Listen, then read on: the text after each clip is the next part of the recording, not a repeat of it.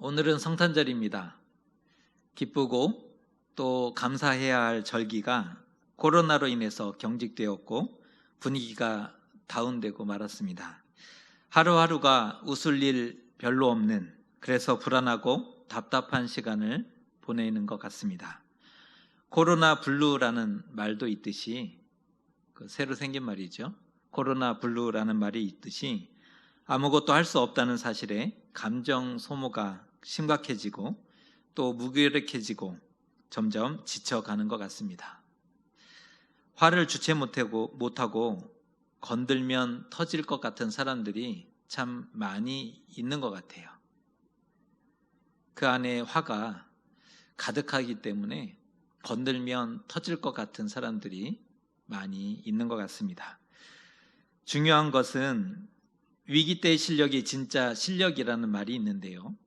어려울 때, 그때의 모습이 진짜 모습이고 진짜 실력이다라는 말이 있는데, 하지만 문제는 신앙의 바닥이 드러나 버렸고 알곡과 죽정이가 다 가려진 것만 같다는 것입니다. 우리의 신앙의 바닥이 이미 다 드러나 버렸습니다. 알곡과 가라지가 다 가려져 버린 것 같습니다.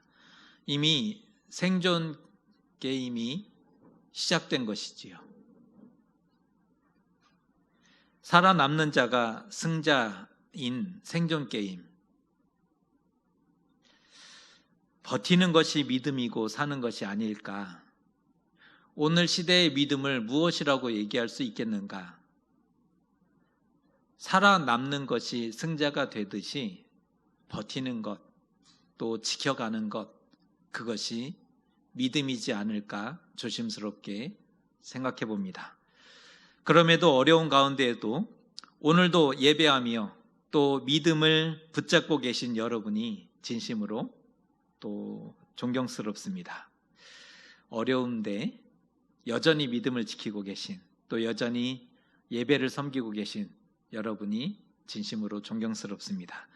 오늘 요셉은 성탄을 어떻게 기다렸는지 이 주제를 가지고 함께 말씀을 나누고자 합니다. 질문 하나 드리겠는데요. 여러분은 정의를 좋아하십니까? 세상이 정의롭기를 바라십니까? 그런데 정의로운 세상이 행복할까 생각해 보셨습니까? 많은 이들이 정의를 좋아합니다. 정의로운 세상이 되어야 된다라고 끊임없이 외칩니다. 그런데 정의로운 세상이 되면 행복할까요? 아마 모두가 그렇다라고 생각하실 것입니다. 혹시 정의로운 사람을 알고 계세요? 가까운 친구 중에? 절대 그 친구를 가까이 하시면 안 됩니다. 만일 친구 중에 정의로운 사람이 있다면 결코 그 친구를 가까이 하지 마십시오. 그는 필경 여러분을 법의 심판대 앞에 세울 것이고 합당한 책임과 심판을 받도록 할 것입니다. 정의로운 사람이기 때문에 우리의 많은 불의를 보고 결코 참지 못할 테니까 말입니다. 만일 그렇지 않다면 그는 정의로운 사람은 아닌 겁니다. 여러분을 법의 심판대 앞에 세우지 않는 사람이라면 그는 결코 정의로운 사람이 아닌 거죠. 정의라는 말은 사회나 공동체를 위한 옳고 바른 도리를 의미하는 말인데요. 보편적인 가치이기 때문에 잣대와 기준이 다를 수가 없다는 것입니다. 누구에게나 그 기준이, 그 잣대가 같아야 합니다. 그래서 정의의 길은 외로운 것이고 정의는 고독하고 또 때로는 위험한 것입니다. 하지만 사람은 자기에게 유리한 정의를 앞세우더라는 것입니다. 자기에게 유리한 정의를 주장하더라는 것입니다. 모두에게 평등하고 공정한 정의를 찾아보기 어려운 이유입니다. 나 빼고, 우리 가족 빼고, 우리 공동체 빼고 다른 사람과 세상을 향해서만 정의를 외치는 것, 그것은 정의라 할 수 없을 것입니다. 사실은 그러한 이기적인 정의 때문에 세상이 힘들게 되는 것 아니겠습니까? 다시 한번 여러분께 여쭙고 싶습니다. 여러분은 정의로우십니까? 정의로운 사람을 알고 계십니까? 요셉은 어떤 사람이었을까요? 앞에서 정의의 얘기를 했는데 요셉은 정의로운 사람이었을까요? 의로운 사람이었을까요?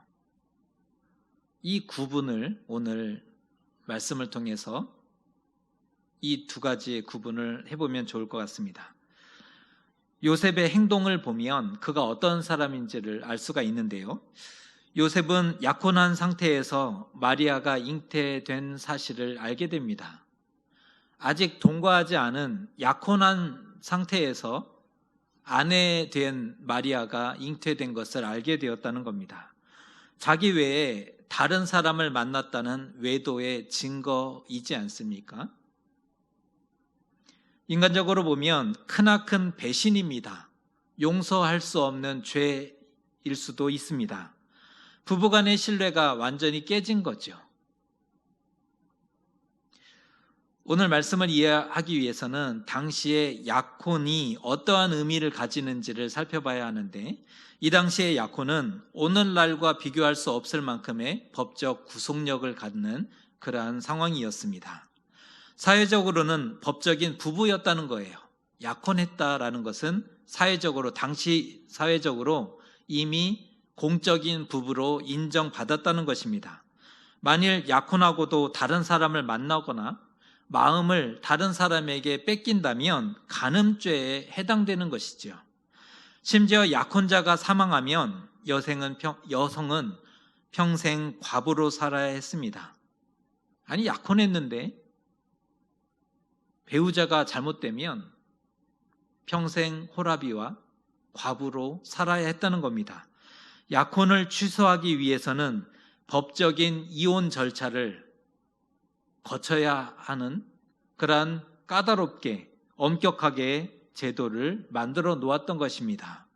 그런 사회에서 지금 마리아가 결혼 전에 잉태를 하였으니 마리아의 운명은 어떻게 되었을까요? 몇 가지 가정이 있는데요. 첫 번째는 이유가 어찌되었든 간음입니다.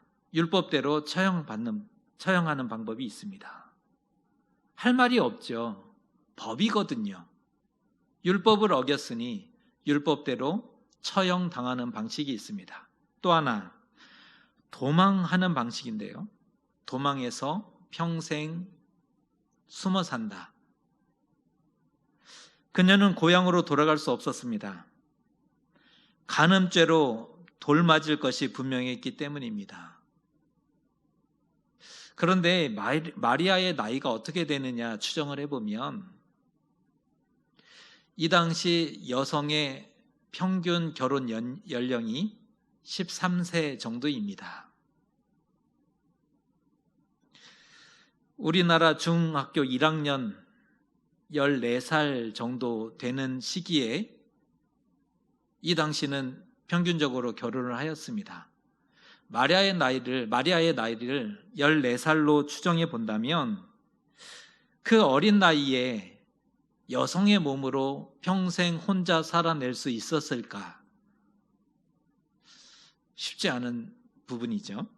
세 번째 경우가 있습니다. 사람들을 속이고 결혼하는 겁니다. 모른 척 모두를 속이고 결혼하는 방식입니다. 하지만 그것도 잠시일 뿐이죠.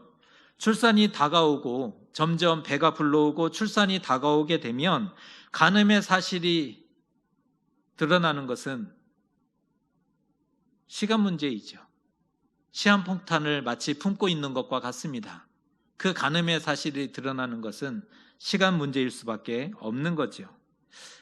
네 번째 경우는 결혼을 하는 거예요. 결혼을 하되 요셉이 자신의 아들로 인정하는 방식이 있습니다.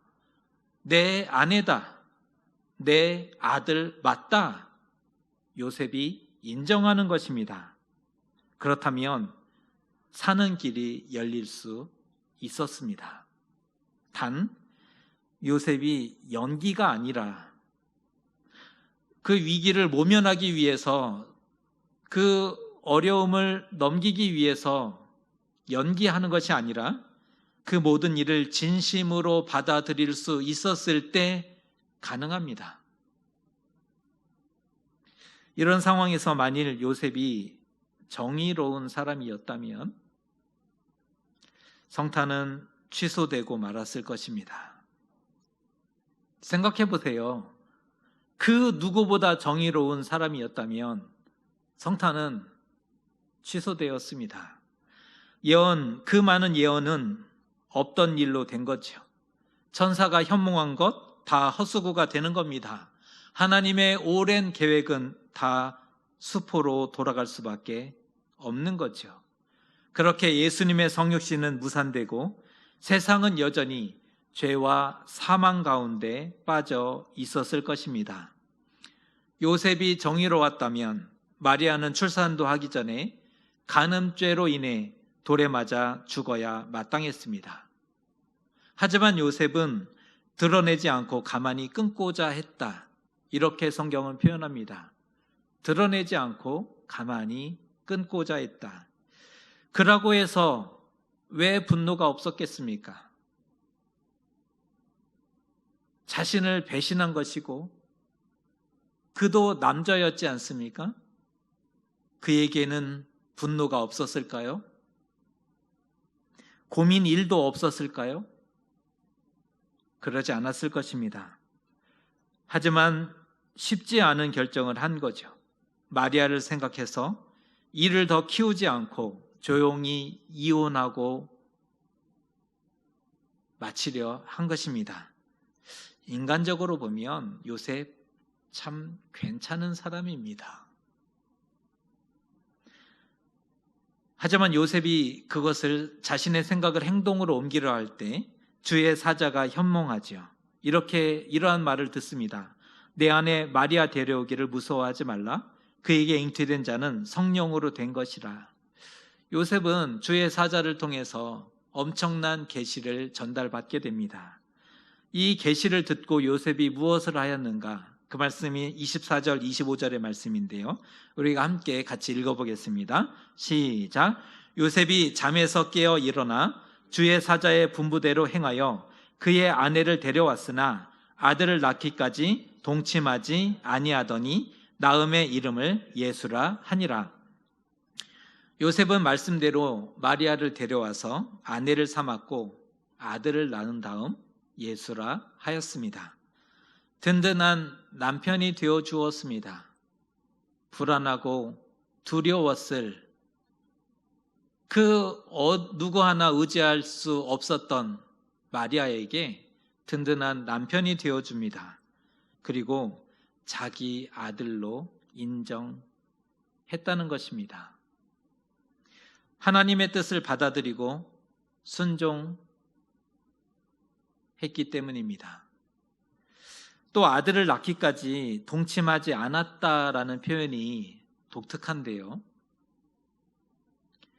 마리아를 부정한 여자로 여겼거나 경멸해서가 아닙니다.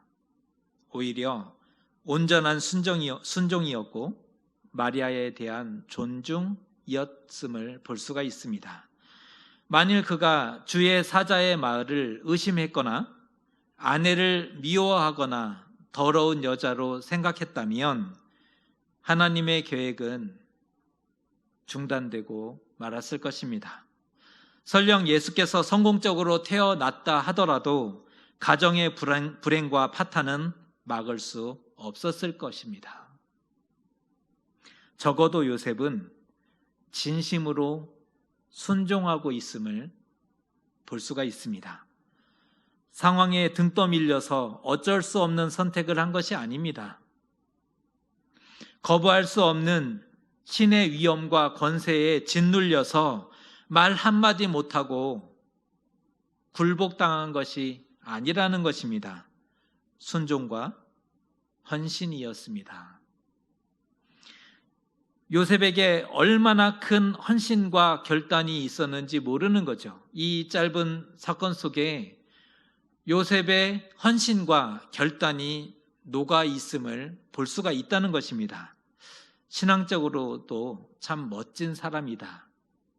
조금 전에 인간적으로도 참 괜찮은 사람이었죠. 지금의 모습을 다시 살펴보니 신앙적으로도 참 괜찮은 사람이었던 겁니다. 요셉은 어떻게 그럴 수 있었을까요? 우리와 요셉은 무엇이 다른 것입니까? 요셉은 의로운 사람이었기 때문이라는 것입니다. 오늘 말씀이 요셉이 무엇이 달랐는지를 우리에게 알려주고 있습니다. 요셉은 의로운 사람이었다. 의롭다라는 단어를 보면 정직하고 옳다, 고결하다, 말씀에 순종한다라는 뜻을 담고 있는 단어인데요. 우리는 의롭다라는 단어를 정의 쪽으로 해석을 하는데 사실은 정직하고 옳은의 의미, 고결하다라는 의미, 말씀에 순종한다는 의미를 담고 있는 단어입니다. 마리아가 사회적인 비난과 죽임을 당하는 것을 보고 가만히 있을 수 없었던 거죠. 마리아를 생각해서 가만히 끊고자 했습니다. 바로 이것이 의로움입니다. 의로움은 생명을 살립니다.